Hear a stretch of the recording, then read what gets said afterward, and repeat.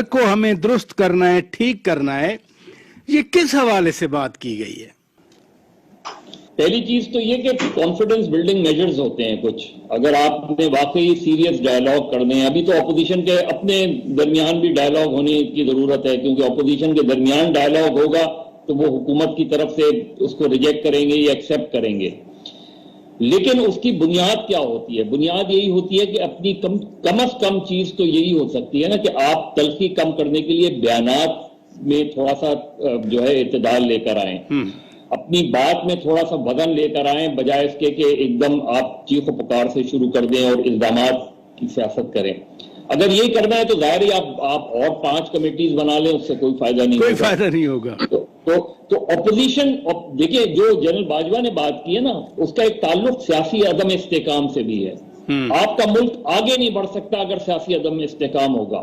آپ کی معیشت مضبوط نہیں ہو سکتی اگر سیاسی عدم استحکام ہوگا. آپ کی سیکیورٹی کی سچویشن بہتر نہیں ہو سکتی اگر سیاسی عدم استحکام ہوگا. ہم انتہا پسندانہ گروپوں کی حوصلہ افزائی کرتے ہیں. ہم کہتے تو یہ ہیں کہ ہم نے دہشت گردی کے خلاف بہت بڑی جنگ جیت لی ہے.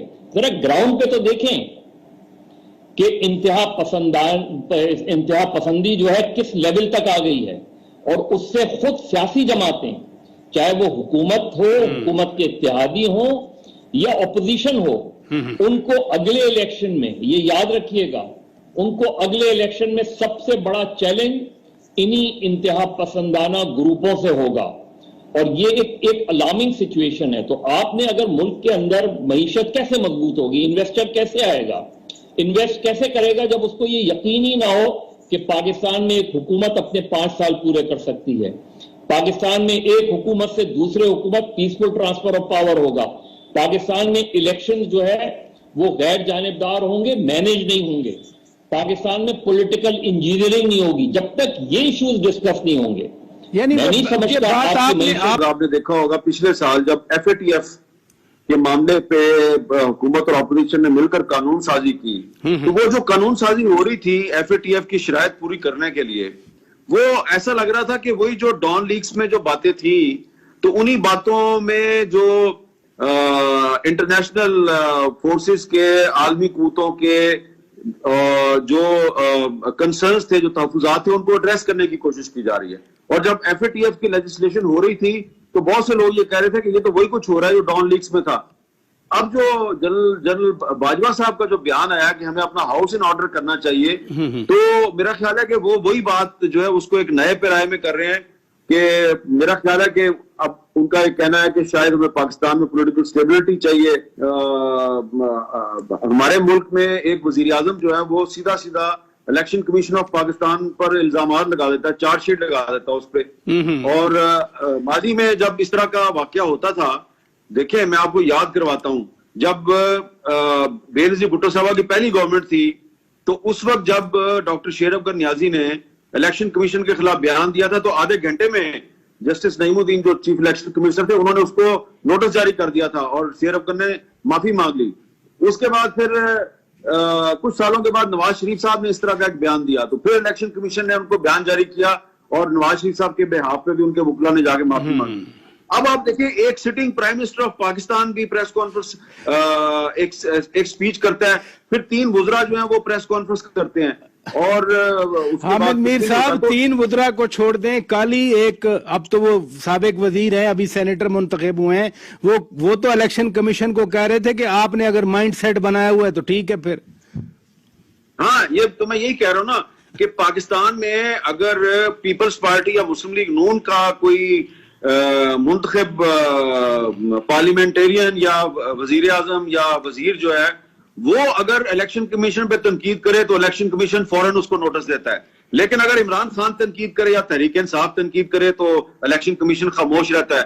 تو بھلے اب آج کل الیکشن کمیشن کی اپوزیشن بڑی تعریفیں کر رہی ہے, لیکن میں سمجھتا ہوں کہ بہت ایک لیتھل اٹیک کیا پرائم منسٹر نے اور پھر ان کے 3 وزراء نے الیکشن کمیشن پہ, اور وہ خاموش ہے الیکشن کمیشن. تو اس کا مطلب یہ ہے کہ پاکستان میں آئین اور قانون سب کے لیے برابر نہیں ہے.